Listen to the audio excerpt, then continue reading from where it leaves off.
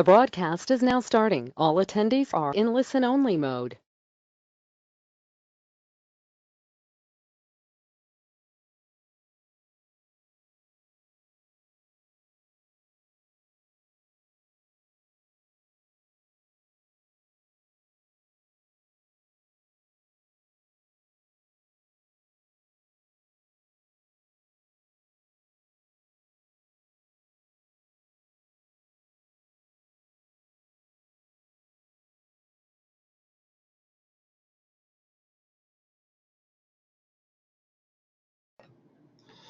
So thanks again for joining us. We'll talk for about 20 or 30 minutes this morning about two things. First, we'll give you a quick overview of our technology commercialization team at the SBTDC summer internship program. And then we'll spend a few minutes talking about two very important documents that we'll be preparing and sending to you in the July timeframe. Although July seems like it's a far away time out here, it'll be on us very shortly. So we just wanted to get a good preparation foundation in place so everybody's on the same page as it relates to accounting between the SBTDC and the university systems this summer. Joining me this morning is Nicole Schwerbrock, the director of our tech commercialization team. And she'll actually be talking specifically about those templates in a few minutes.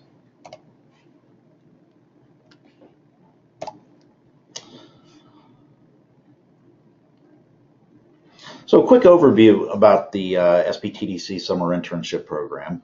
2019 is the 17th year that the program has been running, so pretty long history. Over 300 small businesses have taken part in our summer internship program, and that's been tended to by over 150 different interns over the years. So quite a long history of great interns that we've run through the program and have provided over 65,000 hours of service to those companies. So a significant chunk of time has been provided to those companies. And keep in mind, these companies are companies that our team of 5 of us works with on a daily basis. And these are companies that have come to us with some significant business challenges that they really need some additional hand-holding and boots on the ground to provide service to. So this is a great resource for students to jump in and provide business-related service. So the SBTDC this summer is participating with a number of universities and programs within the universities. This year we have NC State's MBA program, Duke MBA and Masters of Engineering Management, MEM, UNC Charlotte MBA, Western Carolina University MBA, UNC Chapel Hill's MBA and School of Pharmacy, and finally App State MBA program. So a number of these programs have been in the SBTDC's internship in the past, and then a couple of you guys are new to the program. So there's different levels of experience on your parts with our program. So for some of you, this will just be kind of a reminder, a refresher. And then for those that are new this year, particularly App State and UNC Charlotte MBA, this will be kind of new to you. So we appreciate everybody's attending and kind of listening in. So this is our program from last year. We had a total of 14 interns, so this is our final presentation where all of the interns, our team at the SBTDC, university reps, clients all get together. So certainly if you are free on July 23rd when we do our final presentations this year, we'd love to have you join us. It'll likely be in Raleigh. But this will be something that we'll keep you in the loop on, and it kind of provides some nice closure to the program and bring some realism to a lot of work that goes into the summer program. So each year, 200 hours of service is provided to each of our interns' clients, or excuse me, to each of our interns. So interns join us. They work with 2 clients over a 10-week period, and they're splitting their time between 2 clients and providing a total of 200 hours to each of those 2 clients. So these interns are considered consultants. Whereas at the SBTDC, our team internally here is considered counselors. And the key difference between counselors and consultants is the fact that the interns as consultants are actually providing deliverables. They're providing data, documents, strategies to our clients. Whereas internally, our team, although we're providing guidance and strategy discussions with our clients, we don't necessarily provide deliverables. So we're providing more advisory services so that the interns are really doing a deep dive into their 2 clients and providing in-depth deliverables. The focus is on business-related projects, so a lot of market research, a lot of data analysis, pricing research, competitive analysis, things like that are often the projects that they dive into over the summer. And again, last summer we had 12 interns, and they provided just about 5,000 hours to 24 different companies around the state of North Carolina.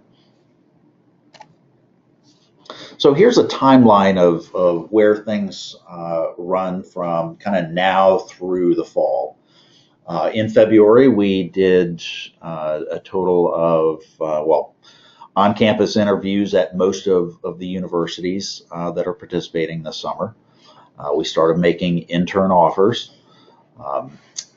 In February and March, the intern offers and acceptances process continues. And as of right now, we have, I believe, 9 of our 12 openings have been accepted. So we've got 3 additional offers outstanding. So we hope to have those wrapped up by the end of March.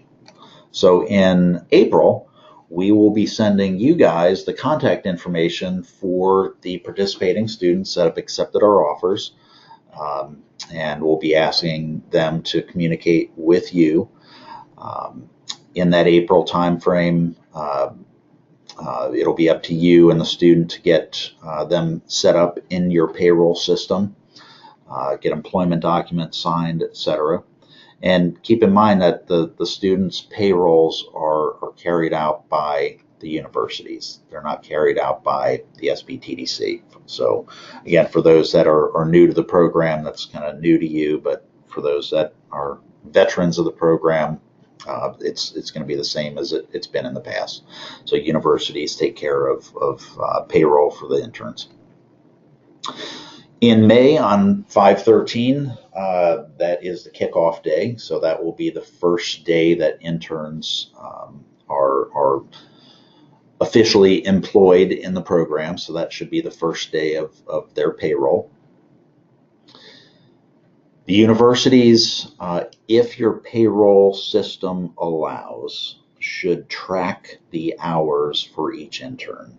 So some of you do have systems that will allow tracking of hours, others don't.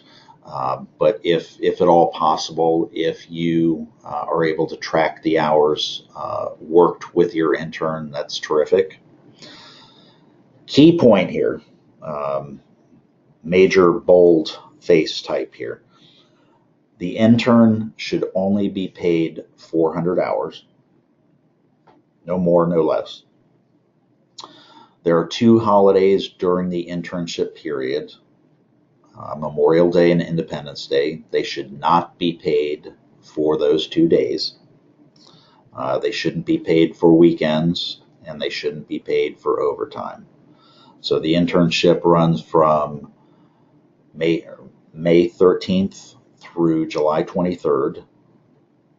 There are 50 business days in that period, with the exception of those 2 holidays. So best case scenario is that they work 8 hours a day over those 50 days. Now, of course, there are going to be perhaps a couple of situations where somebody says, well, I need to take 2 days off, or for whatever reason. You and the intern can work on that, and certainly we'll maintain communication in that process as well. But best case scenario is that they work 50 days, 8 hours a day, and that's that. In May, again, payroll starts, continues. Here is a list of the pre-agreed stipends for each of the interns at the various universities. And these numbers come from our work with our counterparts at the universities who agreed upon these dollar amounts late last fall. And the funding can come from various sources within the universities. So let's run down real quick what these stipends are. So for the App State MBA program, we'll have a total of 1 intern at $8,000. UNC Charlotte's MBA program will have 1 intern at $8,000. Western Carolina MBA program, 1 intern at $8,000. UNC Pharmacy will have 1 intern at $6,000. UNC MBA Keenan Flagler will have 2 interns at $10,000 each.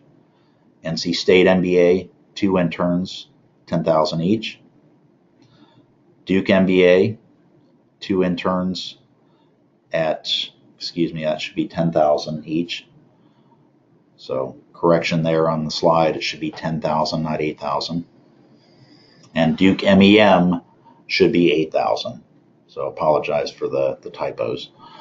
So Duke MBA, $10,000 each, 2 interns, and Duke MEM, 2 interns at $8,000. And I'll make that correction, and I'll send you these slides afterwards so that you can have them in your files.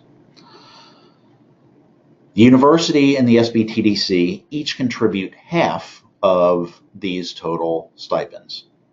So the point of this webinar here is to now kind of switch gears and talk about the transfer of funds between the university and the SBTDC for the university and the SBTDC portion of the stipends. Okay. So June, you will continue to work with the student on payroll and tracking of hours. In July, the internship ends on July 23rd. And again, if you're available, we'd love to have you join us for the final presentations. July 23rd will be a total of 50 days that they should have been paid for. In July, we at the SBTDC will be preparing invoices to send to you, and we'll also be sending you actually 2 different documents. One is the invoice template, and the other is what's called a cash match form. So this morning, I sent to you an email with both of these documents attached as PDFs. Hopefully both of you or all of you have received that. I'll turn the presentation over to Nicole at this point, who will walk through both of these documents. Noted on the documents are fields that are either marked as green or yellow. The green highlighted fields are those that the SBTDC will fill out, and the yellow highlighted fields are those that you at the universities are going to be filling out. So the first is on the screen now, and we'll turn it over to Nicole to kind of walk through the different fields, specifically those that you are going to be asked to fill out. Hi, good morning everyone. This is Nicole. Thanks, John. I would like to walk through these 2 documents that were mentioned by John. starting with the SBTDC monthly financial report.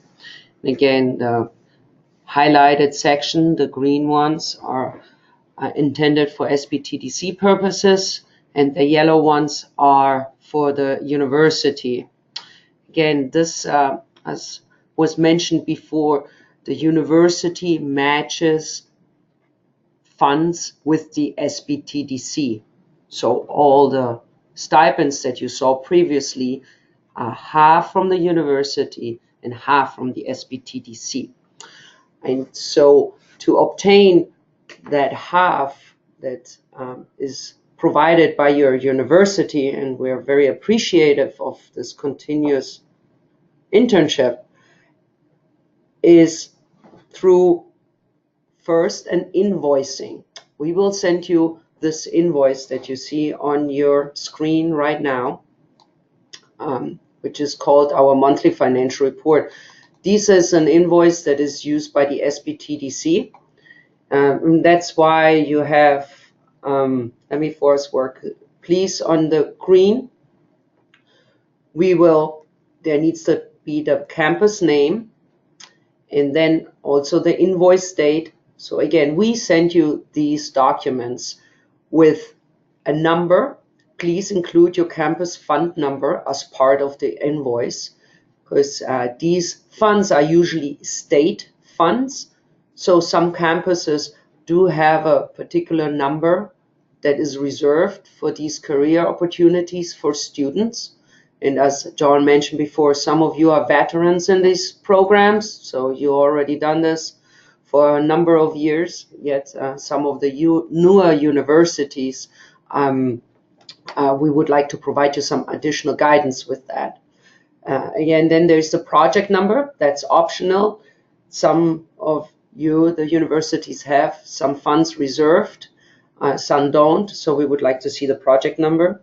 These are state funds. Then the report applies usually from May to July. However, some campuses also like to invoice more often than that, but we see this as an exception, and we'll get to it later. On this long list of numbers, you only have to consider the temp wages, because this is a temporary wage. Usually there is no social security or any travel supplies associated with this internship, which goes over 50 days over the summer. Yet these forms are used by the SBTDC for general purposes. That's why there's such a long list of items on there. When you put the amount dependent on your university, again, it can range from $3,000 to $5,000, depending on which university and the stipend of the student. Then it will populate down here the amount. And then your name, your phone number, the day it's submitted. And here is notes. This is something new for our cash match report. Whether here you put the indirect costs. So let's assume your stipend is $5,000. Your FNA rate is maybe 15%. So you put in here the 15% of those $5,000, depending on your rate. And this is an off-campus rate, not on-campus, so off-campus rate. And again, some universities worked with this in the last year. So you're familiar with this. The newer universities, once you find out your FNA rate, and then therefore also the off-campus rate, feel free to share this with me and we can speak about that, whether this is the correct rate. But depending on the universities, there are different rates. And then please your name and your signature and date. And you already have a blank form of these forms, but we will again remind you to fill in these forms. We sent them in July. And then they will be sent back in August or September. But John will get into this in a minute on timelines. So the first one was the invoice. So we invoice you, therefore you pay us The other one is a catch-match report. This, again, in yellow highlighted is the fields that are pleased to complete it by you, and green is us, the SBTDC. Here your campus address, if there is an address, the year and quarter, again the number that often matches with the number of the first sheet, and then the reporting period, May to July, sorry. And similarly, it's all personal cost. So here comes your portion of your university that you give on this internship. Fringe benefits some people, some university has it, but most university don't have it. And then again, the number gets populated down below here. And then your name, phone number, and all the information that is needed from your university. Important is that this catch match must be from non-federal sources and funds. Again, some universities have done this in the past. Others, we can speak about this if you have any further questions. And now, concerning the timelines, I give it back to John.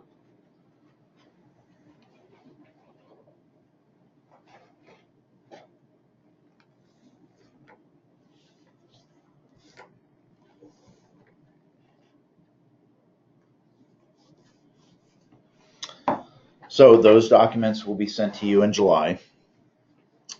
In August, we ask that you send us those two documents back. Those are the completed invoice and completed cash match form. In addition to that, a third document, if you were able to track hours, so an hour log or report for each intern, that would be terrific if you can send that. So 3 documents will be sent back to us in August, and in September, October timeframe, the SBTDC will then make payment back to you at the university. So, contact information specifically for accounting-related issues. Nicole will be one of your points of contact. And Larry Laux, he's our Assistant State Director in our office in Raleigh. He'll be kind of a secondary point of contact. We'd like you to communicate directly with Nicole on general questions, and we can kind of act as liaison between you and Larry if we need to bring him into the mix. So. With that, I think that is all of the information that we have to cover. We'd like to open it up to you at this point to ask any questions that you have. You can use the toolbar on the right-hand side of your screen to type in questions that you have. We'll read the questions off and we'll go ahead and answer them. So if you have any questions, feel free to take a moment to type those in and we can cover those for you.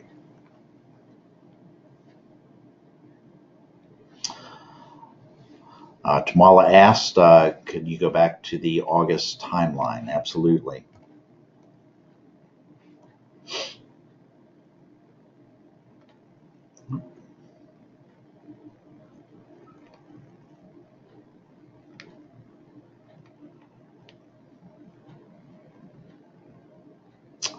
Here you go. So August timeline, completed invoice, completed cash match form, to be sent back to us at the SBTDC, as well as an hour time log.